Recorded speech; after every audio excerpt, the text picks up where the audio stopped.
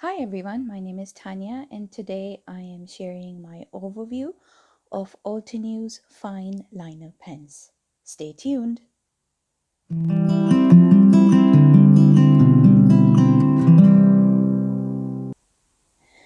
Hi everyone, thank you so much for tuning in. So this here I have here in front of me the Altenew fine liner pen set, and it consists of 4 pens. Now 3 of them are fine liners. So they come in the 005, which is the first one that I'm trying out. And the pens are, they contain waterproof jet black ink, which means that you can use them with watercolors as well. And I'll show you a little bit further along in the video that you can use them with some other markers as well. And the next one is the 01, and then the third one is the 02. The ink flows really smoothly through these pens. They're great for journaling. I know I'm going to be using them for my in my planner. I was able to use a highlighter on top over them with very minimum feathering. And here is a look at the brush pen, which is the one I was the most excited about because I love doing calligraphy, and this is a perfect brush for someone who's just starting on learning how to do brush calligraphy. You can get a variety of strokes with the brush pen. You can get some really thick marks as well as thin ones, which is perfect for mark making, which is what I'm going to be doing in this video. Now I've got Altenew's alcohol markers here, and I was able to go over the markers without them feathering. I would advise to let the ink of the fine liners dry completely first of all before going over the top. Now I used a Sharpie highlighter which resulted in some feathering, but that was because I didn't let the ink dry completely. The feathering was really minimal, and I would suggest that if you do get these pens, do try them out with different markers and highlighters that you have. You will be pleasantly surprised with the results. Now I've got some heavy duty cardstock here, and I am going to be doing some paint scraping, which some of you might have done in school or you might have done with your kids. But instead of acrylic paint, I am using Altenew's watercolor pan set, the 36 set.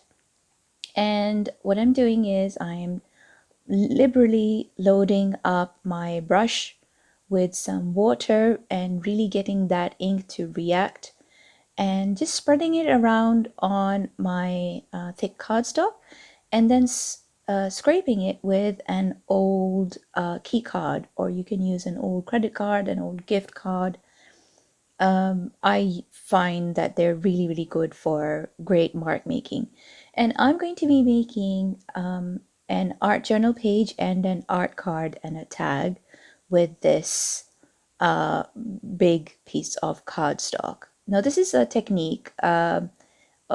Basically this is called a masterboard, where you create a piece of art and then you chop it down into smaller pieces, and then you can use them as you wish. I love doing this because if I want to make something that is themed or is a set, then I love making masterboards for this. And I'm using colors that I know will work well together. So here I'm using the yellow with the blues. I know that the yellow will mix with the blues and get some shades of green, and just making sure that the colors are pleasing to the eye. If you're not really sure about what color combinations to use, I would suggest doing a Google search for color palettes, or I have a whole Pinterest board dedicated to color palettes for when I want some inspiration. Now, as an initial layer, I am just using a pencil and adding in some scribbly marks, and adding in some lines and some circles in parts where I feel like it. And I'm using my non-dominant hand here. So I am right-handed, but I'm using my left hand to add those scribbles so that I'm not overthinking this. That is very, very important in this process, that you're not overthinking this.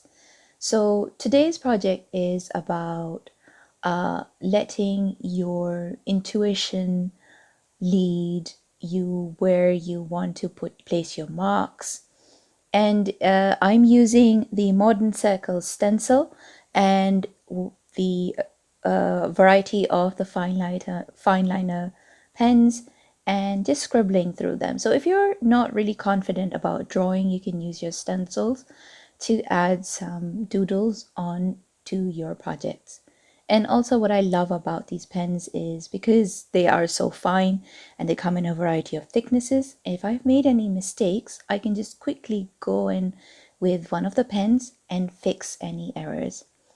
Now I have chopped down my masterboard that I originally made into a 6x8 piece for my art journal, and a 4x5¼ piece for a card, and I used the Terrific Tags die set to cut out a tag as well. And I'm using the brush marker from the set to add in some more marks.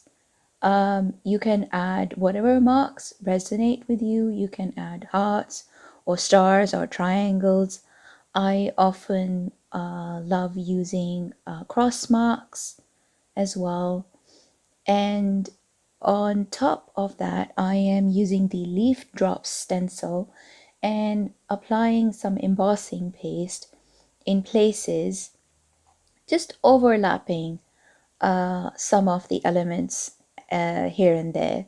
And you saw on my original masterboard, I left some white spaces, and I'm adding some more negative space with the embossing paste as well. If you wanted to, you could colorize your embossing paste with any ink that you have, or even your watercolors, or you could even sprinkle embossing powder over the top. And here is a finished look at the projects.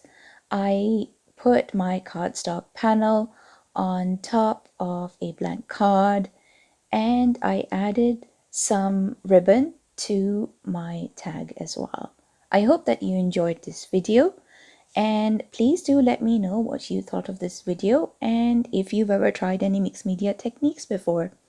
Thank you so much for watching. Take care and have a great day. Thanks. Bye. Hello crafters, I hope you enjoyed that video. If you want to see more, don't forget to subscribe to our YouTube channel and hit the notification bell so you don't miss anything.